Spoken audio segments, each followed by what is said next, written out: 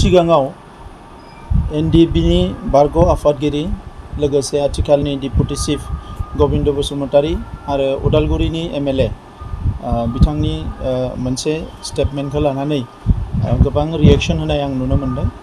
दा बेवहाय माखासे सुबुंफ्रा एसे सेन्टिमेन्टेलि खोथाखौ बुंदों आरो माखासेया इन्स्टिगेट खालामदों। बेवहाय आङो बेखौनो बुंनो सानदों जे एनडिबिनि बारग' जायफोर दैदेनगिरि आरो बारग' जायफोर जोंहा केडारफोर दङ बिथांमोना रिहेबिलिटेसनखौ थाबैनो मोनगोन आरो बेवहाय एनडिबिनि केडारफोरनि रिहेबिलिटेसन एबा साख्रि मोननांगौ बेखौ लानानै गोबां खोथा दान्थे बिदान्थे जानायखौ नुनो मोनो।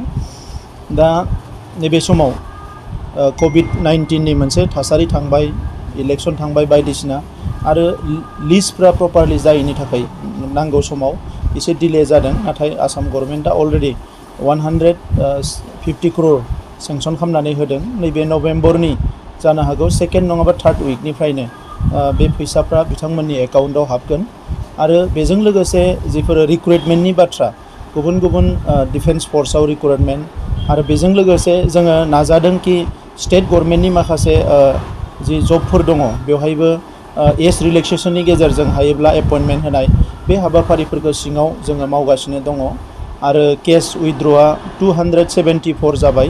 बाखि जिखिनि हाइनेस क्राइम होनना बुङो गिदिर गिदिर केस बेखौ बोरैहाय सल्भ खालामनो हायो बिनि थाखाय माखासे हाइकर्टनि एक्सपार्ट उकिलफोरजों रायलायबाय थानाय जादों। आसाम गभर्नमेन्टआ बेवहाय पुरा पजिटिभ आरो जोंबो नारसिनगासिनो दङ। दा बेवहाय आङो आसाबादि जे हाइनेस क्राइमफोरखौबो लासै लासैनो सल्भ खालामनो हागोन आरो जेलाव थानायफोरखौबो जोङो माखासे समनि गेजेराव बिथांमोनखौबो जों बरनजोबनो हागोन। नाथाय बेवहाय माखासे मानसिफ्रा जोबोद इमोसनेलि खोथाफोरखौ सम सम बुंनानै थासारिखौ जोबोद गाज्रि खालामो। जोंनि जेंनाया दिनैनि नङा, 30-40 बोसोर बड'लेण्ड सोमावसारनायनि माखासे केसफ्रा दाबो दङ। बड'लेण्ड मार्टियार समफ्रा गोबां बै समनियाबो रिहेबिलिटेसन मोनजोबाखै। थांनाय समाव जोंहा गोबाव सम गावनिनो गभर्नमेन्ट दङमोन नाथाय रिहेबिलिटेसनखौ जेरै मोननांगौ बिदि मोनाखै। बिनि उनाव बिएलटिनि माखासे जिफोर केडारफोर लिडारफ्रा सोरबा पलिटिशियान जाबाय, सोरबा थिकादार जाबाय, नाथाय गोबां केडारफ्रा दिनै न'खर सामलायनायाव जोबोद उसुबिदा जादों आरो बै समनि एबसुनि भलेन्टियार फर्स जायफोरनि दिनै गथ'फ्रा देरबाय नाथाय बिथांमोना थानो मोजां गंसे न' गैया, सोलिनो थाखाय मोनसे मोजां राहा लामा गैया। दा बेफोरबायदि जेंनायाव गोग्लैनानै दङ। थिग बेबायदिनो एनडिबिनि PR आरो S बे सेंग्राफ्राबो निस्सय बेबायदि जेंनायाव लासैनो गोग्लैगोन। बिथांमोना 2020 सनाव एकर्ड खालामदों, प्राय 21 जाबाय, बोसोरसे बारबाय।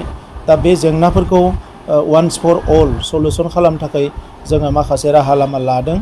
आङो नायदों निउसाव गबिन्द बसुमतारी बिथांनि जि स्टेटमेन्ट बेवहाय खौरांगिरिफ्रा जेरै सोंदों जा बेवहाय बिथाङा बे रिप्लाइखौ होदों आरो आङो बिथांजों सावरायदों। बिथाङा खुनु गाज्रि इन्टेनसन लानानै बुङाखै। गोबां समाव खौरांगिरिफ्रा माखासे कुइसन सोंनायाव एमब्रेस खालामो आरो गुबुन हारिनिफ्रा बांसिन गोबां समाव जोंखौ एमब्रेस खालामो पलिटिकेलि। आं थांनाय गोबाव सम एबसुनि आफादगिरि थानाय समावबो गोबां समाव एभयड खालामोमोन नाथाय गोबां समाव जोंखौ गोबां एमब्रेस खालामो आरो माखासे नाङै एन्सारफोरखौ होनो थाखाय इन्स्टिगेट खालामो। दा बेखौ लानानै जोंनि गेजेराव बेबायदि सानलायनाय जानो नाङा आं खावलायो। मानोना जोंनि सिन्था धाराया दा पजिटिभ जानांगौ, हारिखौ जौगाहोनांगौ। सोमावसारग्रा रिभलिउसनारि बा जोंनि जि मार्टियार फेमिलि बिसोरथ' दिनै नङा गाबोन अनसुंथाइखौ मोनखानांगोन। मोनफ्रोमबो मार्टियार फेमिलिखौ जों नायखानांगोन।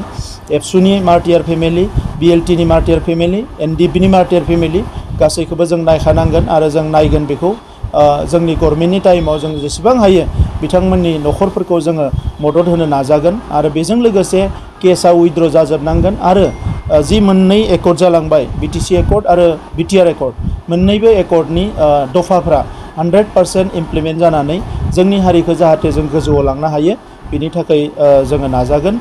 आथिखालाव साफा सानै मानसिफ्रा साना हसियानो बायदिसिना इन्स्टिगेट खालामग्रा एबा थुनज्लायग्रा खोथाफोरखौ बुङो, बेयो मोजां नङा। ससियेल मिडियायाव थानाय जोंनि लाइमोनफ्रा जायफ्रा दिनै इयुनाव गोलाव सम जिउ खांनांगौ दङ बिथांमोना दिनै साख्रि गैया, बिथांमोना दिनै मोजां सोलोंथाइ लानो हायै गोबां दङ। बै लाइमोनफोरखौ एसे नङै बाङै लामाजों दैदेनलांनाय बायदि जायो। दा नंखायनो बेबायदि जाहाथे खालामा आं बेखौ खावलायो। दा बे समाव गबिन्द बसुमतारी बिथांनि खोथाखौ बुंनो थाङोब्ला बिथाङाबो गोबाव बोसोर डिकेड्स एन्ड डिकेड्स बिथाङाबो सोमावसारनायाव बाहागो लादों। खाफाल मोजां दिनै रन्जन दैमारि बिथाङा सोमावसारनाय समाव जिउ गोमोरलाङाखिसै, गबिन्द बसुमतारी बिथांमोना जिउ गोमोरलाङाखिसै। गोबां दैदेनगिरिफ्रा जोंनि गेजेराव थांनानै थादों। जोङो बेखौ जोंनि हारिनि खाफाला मोजां होननानै बुंनांगोन। दा बेबायदि दैदेनगिरिफ्रा बबेबा समाव बबेबा खोथा फंसेफोरखौ एसे बेबायदि बुंफ्लाङोबा एबा बेबायदि सोरनिबा थुनज्लायनायाव माबाफोर बुङोबा बेखौ लानानै बाराद्राय एमब्रेस खालामनाया जोंनि थाखाय मोजां नङा, आं बेखौ खावलायो। आरो मोनसे बाथ्रा आं बुंबावनो सानदों, मोनसे टुइट नुनो मोनदों बेल एन्ड ब्लकआव हा बायनाय मानाय डिसिफोरनो पावार होनाय। बेल एन्ड ब्लकनि आयेना जोबोद गोरा, बे आयेनखौ गोसो बायदियै रावबो सोलाय सोल' खालामनो हाया। दा बिनिखायनो बेल एन्ड ब्लकआव थानाय जोंनि हारिनि मानसिफोरनि हा हुआ दिनैबो नामजारि जाजोबाखै। बैफोरखौ नामजारि खालामनो थाखाय, मियादि खालामनो थाखाय जोङो गभर्नमेन्टआ स्पेसियेलि माखासे पलिसि जों आखायाव लादों। दा बिनिखायनो बे हा हुनि बेलायाव जोंहा बारा गिनांगौ गैया। जोङो बेखौ फैगौ समाव प्रटेक्सन होनांगोन आरो दिनै जोंनि ओनसोलफ्राव जेरैबायदि हाफ्रा जों रैखाथि होनो हायाखै, बेखौ 100% रैखाथि होनायनि थाखाय खामानिखौ जोङो मावनांगोन।